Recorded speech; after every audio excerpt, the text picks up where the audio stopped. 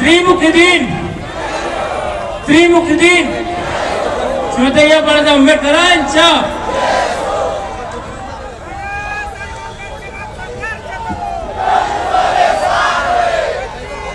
उलटा बाबासाहेब पकडून द्या पोस्टर त्यानं उलटा पकडला.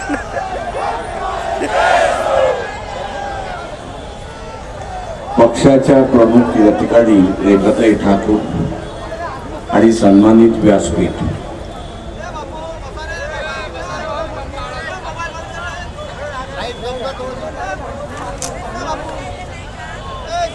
जी घटना महाडला घडली 27ला घडली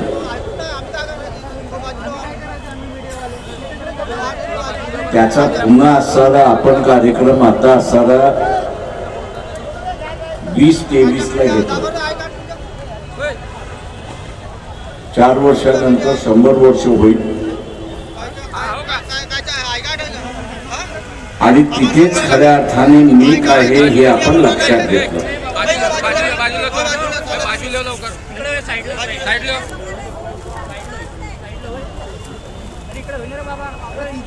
हा व्यवस्थेचा भाग आहे असं मी त्या ठिकाणी मानतो.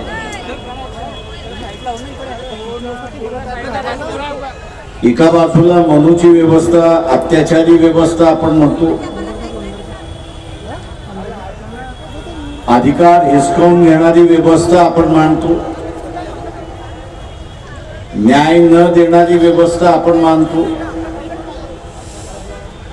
समता प्रस्थापित होत नाही असं आपण त्या ठिकाणी मानतो, व्यक्ती स्वातंत्र्य नाकारणारी अशी आपण संस्था त्या ठिकाणी मानतो. आणि म्हणून आपण सरळ संविधान, या संविधानातून निर्माण केलेली व्यवस्था ही आपण पुरस्कार करतोय अशी असणारी परिस्थिती आहे. हा संघर्ष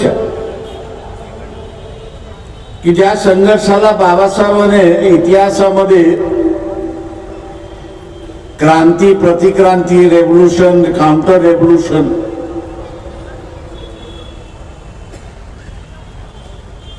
हा संघर्ष चालत राहिला.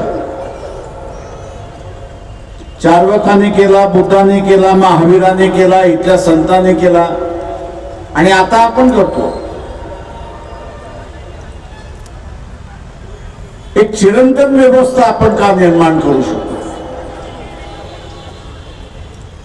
खरा प्रश्न हा आहे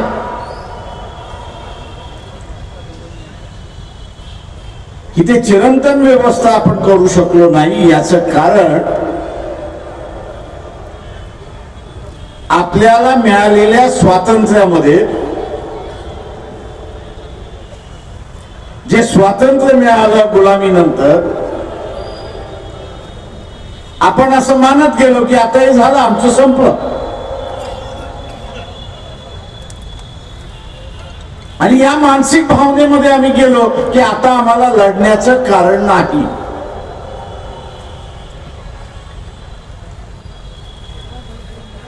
परंतु प्रत्येक पायरीवरती, पावलावरती ती पायरी गाठायला, ते पाऊल टाकायला ताकद लागते, संघर्ष लागतो. आणि तो संघर्ष केला, ताकद लावली तरच आपण त्या पायरी आणि तो पाऊल त्या ठिकाणी टाकू शकतो.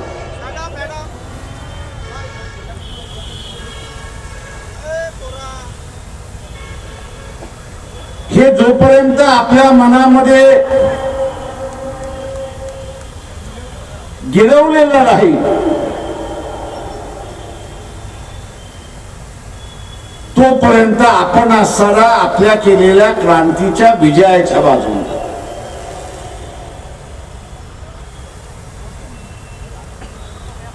या क्रांतीच्या विजयाच्या बाजूने आपण जातो. ज्या क्षणाला आपण असणारा विसरलो त्या क्षणाला आपल्या विरोधातला जिंकताना आपल्याला त्या ठिकाणी दिसतो. आणि आज तीच परिस्थिती.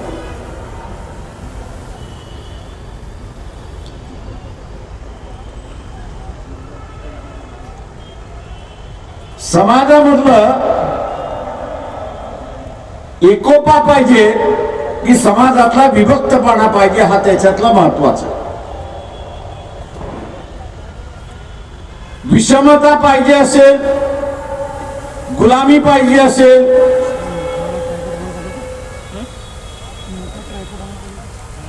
तर मग हात पण हलताय. विभक्तपणा हा त्यातला आधार असतो, हे आपण लक्षात घ्या.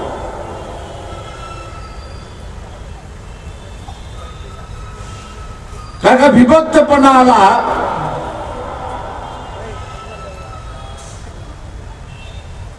की आपण एकमेकांबद्दल द्वेष करायला सुरुवात करतो, एकमेकांना असं डॉमिनेट करण्याचा प्रयत्न त्या ठिकाणी करतो आणि काही वेळेला मत्सरिक त्या ठिकाणी करायला बघतो, अशी असणारी परिस्थिती.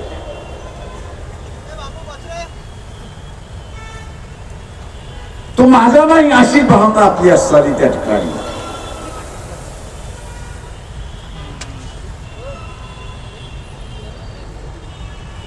हिची जी क्रांती आपण सुरुवात केली ती मानवतेची क्रांती सुरुवात. तेव्हा इथल्या मानवाला एकत्र करणं हे असणारं आपलं कार्य आहे.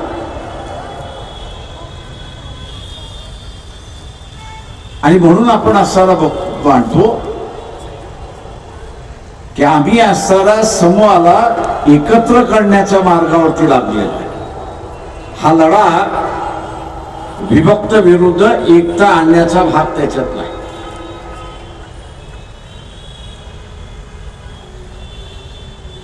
आपण नेहमी म्हणतो इथला असणारा 1000, 1500, 2000, 4000 गुलामीमध्ये गेली आमची,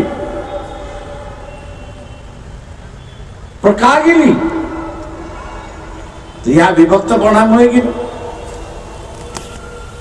क्षत्रिय इथला राजा होता, तो हारला की उरलेले सगळे हारले. तो गुलाम झाला की उरलेले सगळे गुलाम झाले.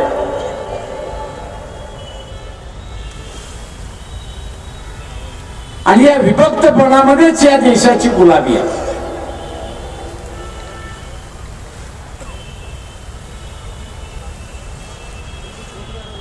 आणि तोच खऱ्या अर्थाने मी असायला मानतोय की या देशातला आत्ताचा लढा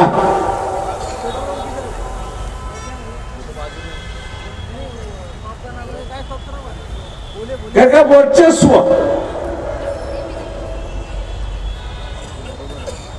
ही जी संकल्पना, ही संकल्पना विभक्तामध्ये जन्माला येते.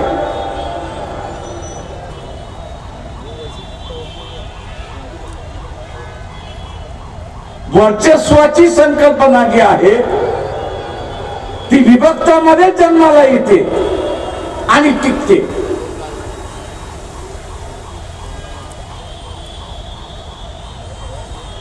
जिथे संघटित राहण्याचा असणारा भाग आहे तिथे असणारा वर्चस्वाच्या कल्पनेला जागाच नाही, कारण का आम्ही बरोबरीचे आहोत असं त्या ठिकाणी मानतो.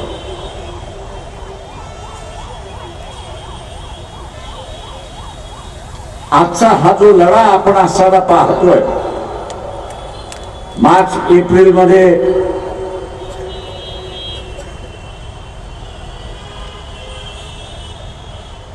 लोकसभेच्या निमित्ताने होणार, मनुस्मृती लागू झाली, ती मंदिरातून लागू झाली, देवळातून लागू झाली, अशी असणारी परिस्थिती.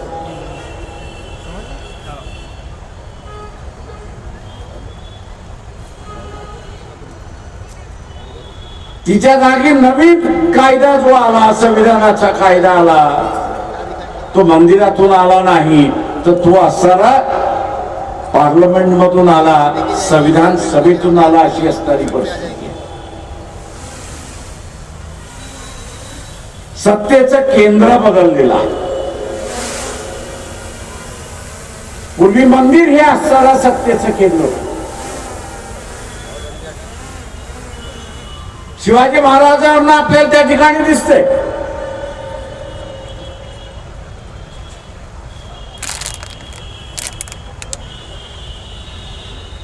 ते राजे होते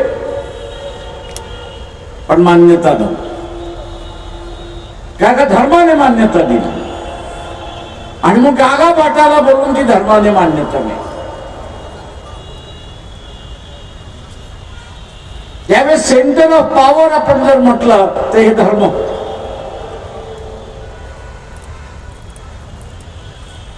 आता जे सेंटर ऑफ पॉवर आहे हे धर्म नाहीये, मंदिर नाहीये, मंदिर नाहीये, देवळं नाहीये. आता सेंटर ऑफ पॉवर जे आहे हे पार्लमेंट झालेलं आहे, हे आपण लक्षात घ्या.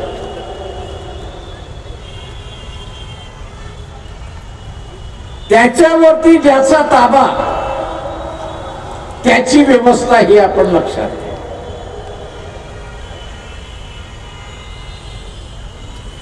पार्लमेंटवरती ज्याचा ताबा त्याचीच व्यवस्था ही आपण सर्व लक्षात घ्या.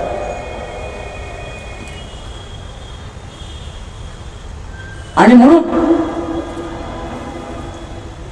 उलटून टाकलेली मनूची व्यवस्था ही आपल्याला कायम ठेवायची असेल तर हे पार्लमेंट आपण आपल्या ताब्यात ठेवलं पाहिजे, हे लक्षात ठेवलं. त्याच्यावरती जोपर्यंत आपल्या विचारांचा वर्चस्व आहे, तिथे जोपर्यंत आपल्या विचारांचं वर्चस्व आहे तोपर्यंत आपली क्रांती यशस्वी, तोपर्यंत आपली असणारी क्रांती यशस्वी. ज्या दिवशी आपल्या विचारांचा पराभव झाला त्या दिवशी प्रतिक्रांती विजयी झाली, हे लक्षात घ्या.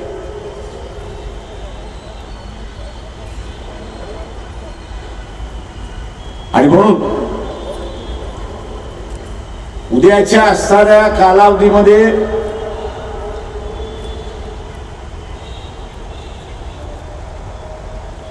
कशी परिस्थिती निर्माण होईल, कशी होणार नाही, हे आज सांगता येणार नाही. दबावाचं राजकारण चाललेलं आहे, दमबाजीचं राजकारण चाललेलं आहे.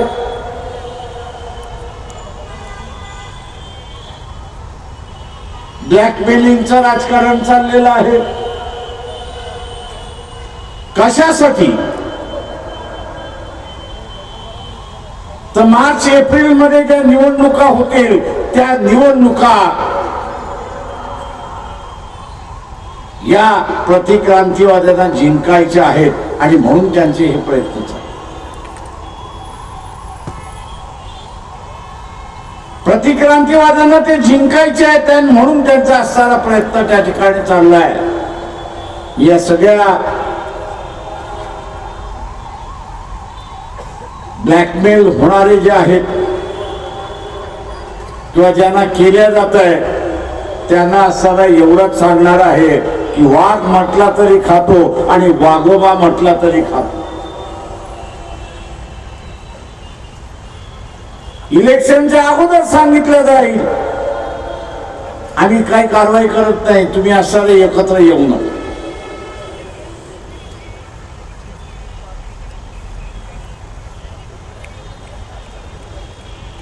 आम्ही इलेक्शनच्या अगोदर सांगतील आम्ही काही कारवाई करत नाही, तुम्ही एकत्र येऊ नका.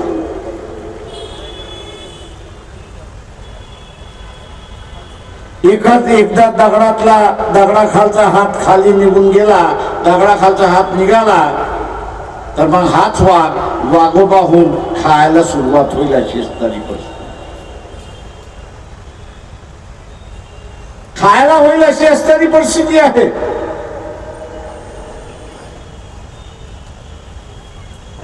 जी भूमिका वंचित आघाडी घेते, अरे बाबा आम्ही तुम्हाला मदत करायला निघालेलो आहोत,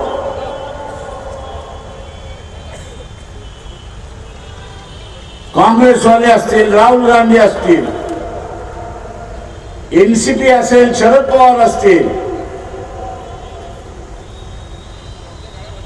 आम्ही असणारा हे जे प्रतिक्रांतीचं भूत उभं राहिलेलं आहे नागपूरमधून त्याला गाडण्यासाठी आपल्याला मदत आम्ही करत आहोत. पण दुर्दैवाने हे नागपूरच्या भूताला काढण्याच्या ऐवजी ते मलाच गाडायला निघालेत अशी असणारी परिस्थिती.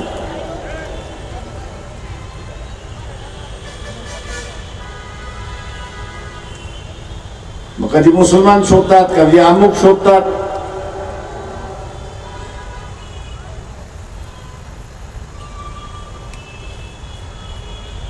मी ही जी तरा आहे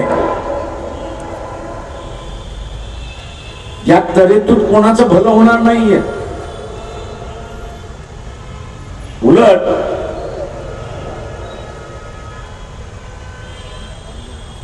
दोन 2024 नंतर एक करंट खाल्ल्या जातील आणि शरीराला कुणीच उडणार नाही अशी परिस्थिती.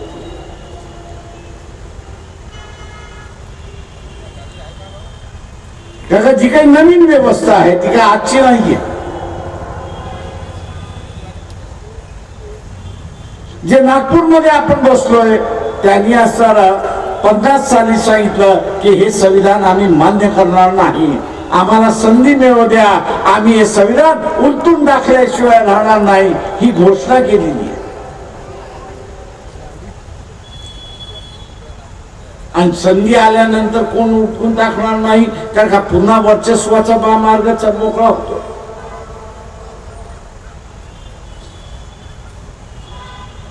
आणि म्हणून ज्या व्यवस्थेला बाबासाहेबांनी या ठिकाणी सिंबॉलिकली असताना महाडमध्ये दहन केलं आणि सांगितलं की आम्ही जाळून टाकली, याचा राग केलेला आहे.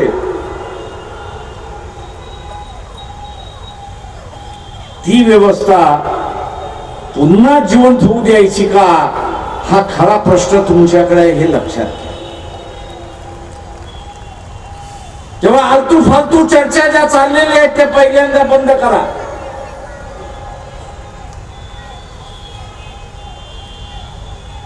जो शिकलेला आहे, राखीव जागेवरती लागलेला आहे,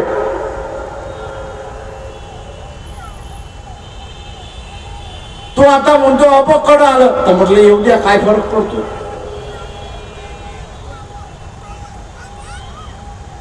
दुखतंय पण बोलता येत नाही. दुखतंय काय तर आपण खाल्लं आता आपल्या पोराला मिळणार नाही.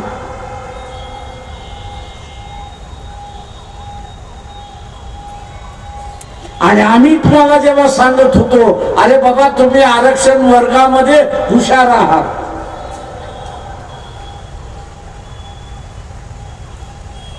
की तुम्ही आरक्षण वर्गामध्ये हुशार आहात पण जनरल वर्गामध्ये तुम्ही पोचत नव्हतात अशी असणारी गोष्ट.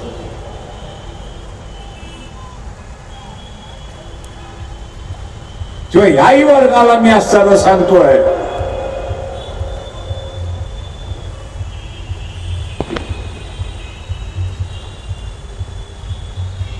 की सुरक्षा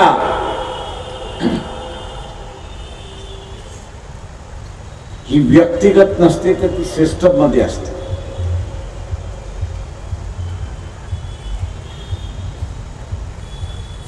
जी सिस्टम मध्ये असते, सिस्टम टिकली तर आपण असताना सुरक्षित.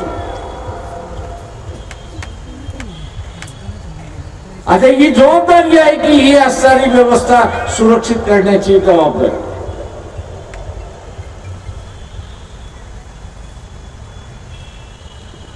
उद्या काय घडेल काय घडणार नाही हे सांगता येत नाही.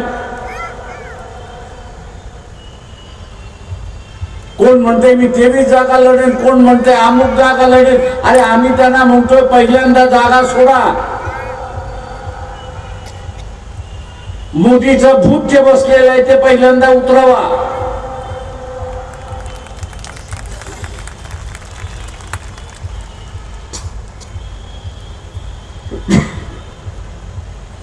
पक्ष वाढवणं हे जागे सीटच्या जागेवर ठरतं.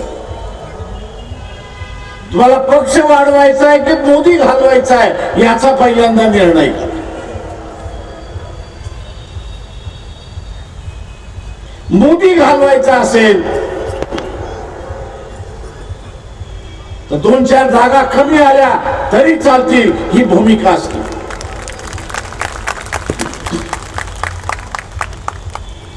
नाही तर मला एवढेच जागा पाहिजे, मोदी तुमच्या बोकांनी बसल्याशिवाय राहणार नाही आणि तुम्ही तिहार जेलमध्ये गेल्याशिवाय राहणार नाही. चुका माणसांकडून होतात नाही असं नाही. मोदीने चुका केल्या नाहीत असं कोणी म्हणत असेल तर साफ चुकीचं आहे.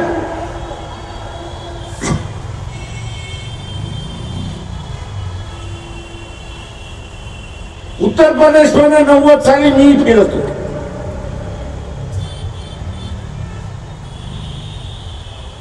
उत्तर प्रदेश मधल्या, बिहार मधल्या काही भागांमध्ये संध्याकाळी 7 वाजले की आज जशी आपण गाडी चालवतो तशी गाडी चालवता येत नव्हती. तिथेही कॉन्वॉय यांनी असताना चालवायची अशी असताना परिस्थिती.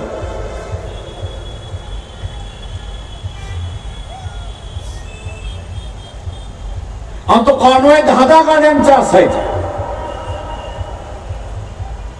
त्या पोलीस अधिकाऱ्याला एकदा मी विचारलं, अरे बा 10 कशाला, मलाही जायचं 11वी गाडी माझी. तो म्हटला, साहेब तुम्ही कोणी असाल, खासदार असाल, पण मी तुमची गाडी लावू शकत नाही. का एका कॉन्वॉय मध्ये थांबायचं म्हटलं म्हणजे 1 तास लागतो. म्हटलं आपल्याला दिल्लीला जायचं 1 तास कमी होईल.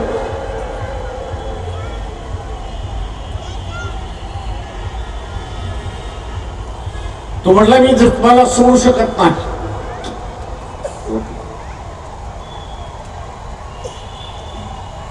मी सोडू शकत नाही असं तो म्हणाला. आणि त्याला विचारलं का? तो म्हटला ही जी बंदूक आहे, या बंदुकीचा रेंज आहे. तो म्हटला 1 गाडी पुढे लागते आणि 1 गाडी पाठीमागे लागते. ते एका गाडीमध्ये तो म्हटला 3 माणसं असतात. एक माणूस एकमेकाला चेहरा करून उभा असतो, बंदूक घेऊन उभा असतो. आणि दुसरे 2 जे आहेत, एकाचं तोंड ह्या बाजूला आणि एकाचं तोंड ह्या बाजूला.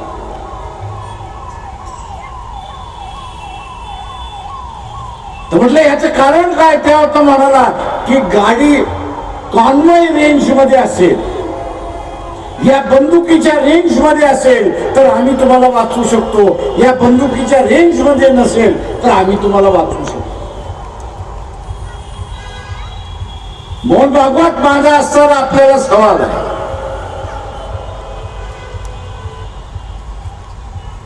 ऐंशी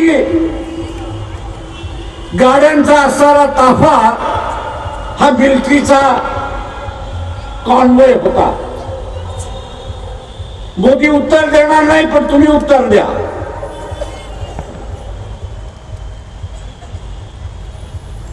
ऐंशी गाड्यांचा ताफा होता.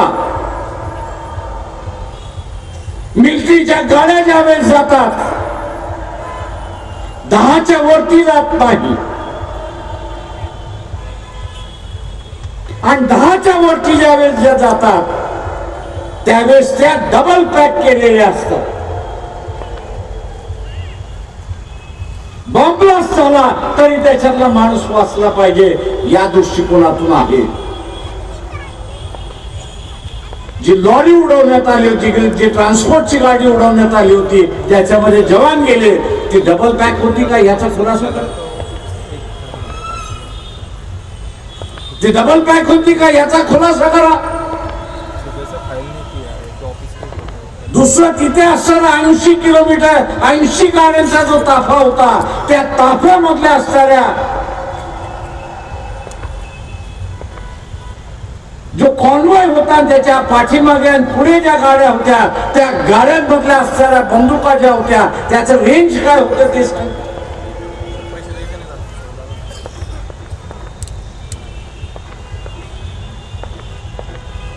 त्या 10 गाड्यांचा जर रेंज असता तर कदाचित त्या कॉन्वॉयला सुरक्षित देणारा पोलीस जो होता त्यांनी असताना फायरिंग तरी केला. आणि येणाऱ्या ठोकणाऱ्या गाडीला त्या ड्रायव्हरला त्यांनी उडवलं असतं अशी परिस्थिती.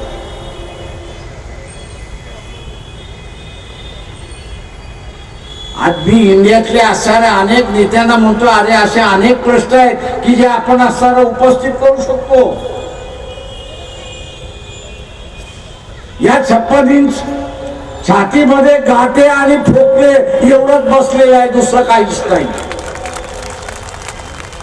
गाठे आहे आणि असणारा फाफडा आहे, त्याच्या पलीकडे काहीच नाही.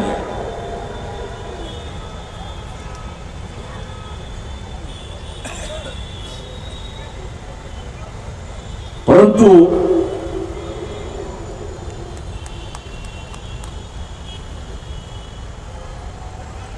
तुम्ही एकत्र आलात तर आमचा भेजा आम्ही तुम्हाला देतो ना.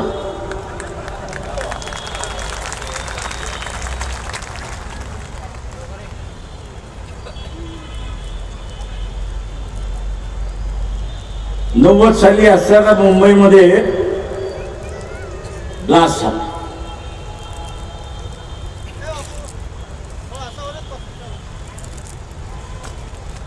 कोणी केलं आपल्या सगळ्यांना माहिती आहे. आणि आता पुन्हा त्या दाऊदचं नाव घेऊन बातम्या यायला लागल्या.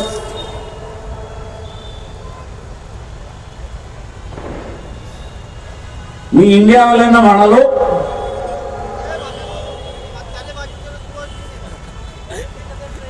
काही गोष्टी तुमच्या चुकलेल्या आहेत, तशा काही गोष्टी नागपूरकरांच्याही चुकलेल्या आहेत. त्यांनी बोट ठेवलं की तुम्ही बोट ठेवायला शिका. घाबरताय कशासाठी?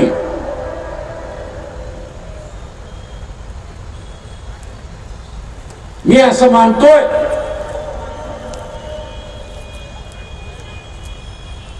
की हा जो संघर्ष आहे, या संघर्षामध्ये आपण जिंकलो तर पुन्हा 500 वर्ष 1000 वर्ष ही व्यवस्था चालत राहील हे आपण असणारा लक्षात. म्हणून एकत्र येतील नाही येतील याचा आपल्याला सांगता येत नाही. आले तर फार चांगलं आहे, त्याचं स्वागत आपण असणारं करूया. पण आले नाही तरी आपल्याला लढावं लागेल हे असणारं लक्षात घ्या.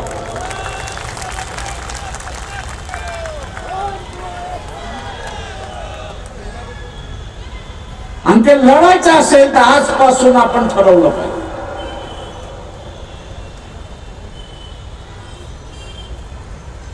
त्यापासून आपण ठरवलं पाहिजे. आणि ते म्हणजे की फालतू चर्चा सगळी बंद.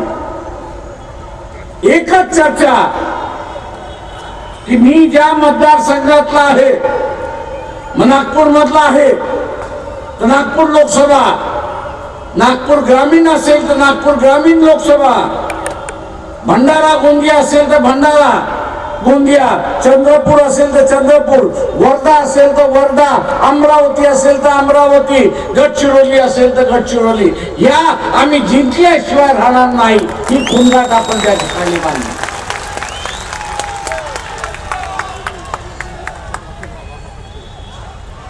आणि ती ताकद आहे आपल्याकडे, नाही असं ना.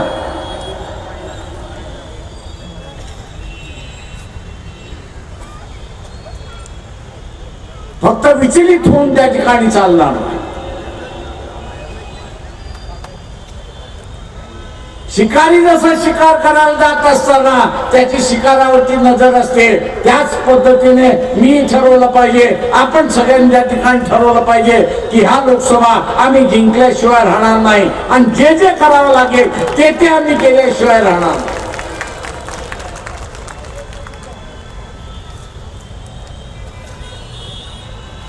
आणि ते जिंकायचं असेल तर पहिल्यांदा आपण लक्षात घ्या की जे बूथ आहे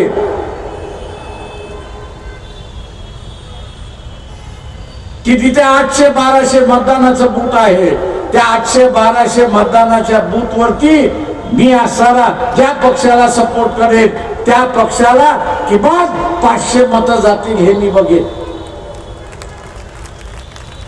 500 मतं जातील हे बघेल, पण विकत घ्यावे लागले तरी विकत घेईन, मैत्री करून घ्यावे लागले तर मैत्री करून त्या ठिकाणी घेईन, पण घेईनच ही खून गाठपात त्या ठिकाणी बांधली पाहिजे.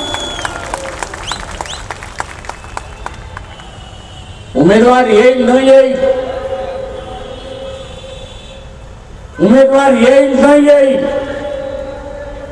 उमेदवाराची वाट न बघता मीच उमेदवार आहे हे ठरवून आपण इलेक्शन मध्ये उतरला पाहिजे हे लक्षात.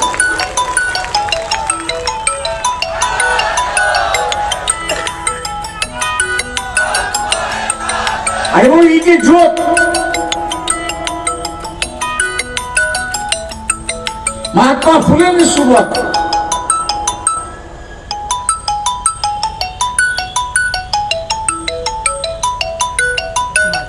ती कायम पेटत राहिली पाहिजे, ती जिवंत राहिली पाहिजे ही आपली असणारी जबाबदारी. मनूला उलटून लावण्याचं कामकाज हे पूर्णपणे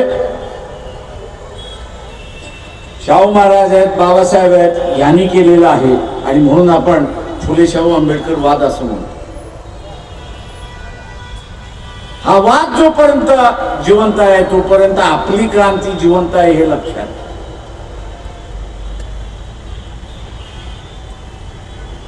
उद्या आपली क्रांती जिवंत आहे आणि ती क्रांती ही जिवंत ठेवणं म्हणजेच बाबासाहेबांनी 27 साली जी मनुस्मृती जाळली तिला कायम गाडून ठेवणं हे आपलं असणारं काम.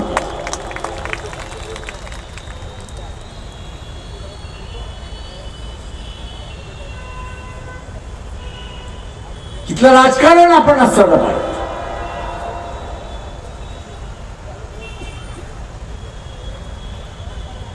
तर आम्ही सर्व हिंदूंना एकत्र करतो म्हणून सांगितलं जातं.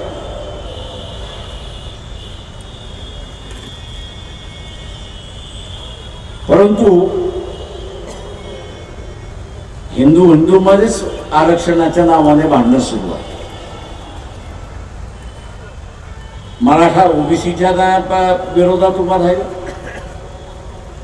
धनगर असेल, कोळी असेल, माधव कोळी असेल हा आदिवासीच्या विरोधात उभा राहिला. आता इथे अबकडं सुरुवात केलं तर अबकडं सुरुवात केल्यानंतर सगळ्या SC ST मध्ये असताना भांडणं सुरुवात करून दिली. म्हणजे बापात बाप नाही, लेखात लेख नाही अशी अवस्था निर्माण करायची. आणि यांच्या ह्याच्यावरती मुलायमा द्यायचा.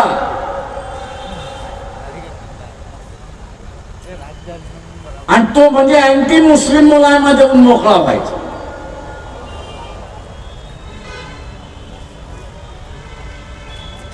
इथल्या हिंदूला एकत्र करायचं असेल तर कधी आरक्षणाच्या नावाने, कधी अँटी मुस्लिमच्या नावाने. म्हणजे निगेटिव्ह राजकारण, निगेटिव्ह विचारसरणी, नकारात्मक द्वेषाची राजकारण. RSS वाल्यांना सांगतो की तुम्हाला असणारा सगळ्या हिंदूंना एकत्र यायचं असेल तर एक कार्यक्रम मी तुम्हाला देतो, एकच कार्यक्रम देतो. स्वीकारता येतो का बघा, त्याचा पुरस्कार करता येतो का बघा. कोणाची प्रॉपर्टी आपल्याला हिसकावून घ्यायची नाही, कोणाचं घर आपल्याला हिसकावून घ्यायचं नाही. फक्त एकच गोष्ट करायची आहे आणि ती म्हणजे एक हिंदू थिओलॉजिकल युनिव्हर्सिटी उभी कर. एक हिंदू थिओलॉजिकल युनिव्हर्सिटी उभी करायची की धर्माशिवाय दुसरं काहीच करणार नाही. आणि दुसऱ्या बाजूला कायदा करायचा आहे तो म्हणजे हिंदू समाजामधला पुजारी जो असेल हा पुजारी त्या थिओलॉजिकल कॉलेज मधला डिग्री होल्डर पाहिजे. कुठल्याही जातीचा, कुठल्याही धर्माचा. जातीवरती राहणार नाही तर विद्वत्तेवरती राहील, हा माझा सजेशन आहे. RSS वाले स्वीकारता का सांगा?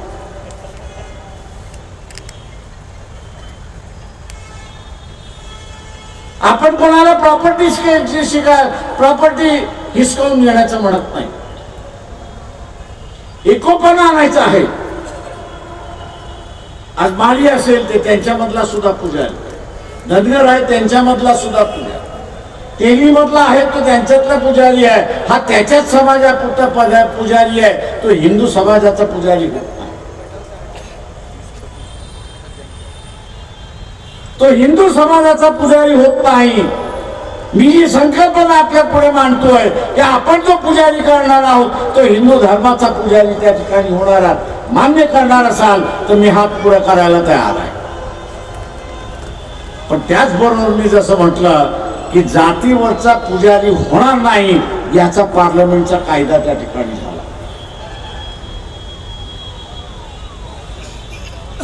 शिक्षणाविद्वत्तेवरती इथला असणारा पुजारी होईल, जात व्यवस्थेचा पुजारी बॅन केला जाईल, बंद केला जाईल, नाकारला जाईल. ही व्यवस्था आपण स्वीकारता का?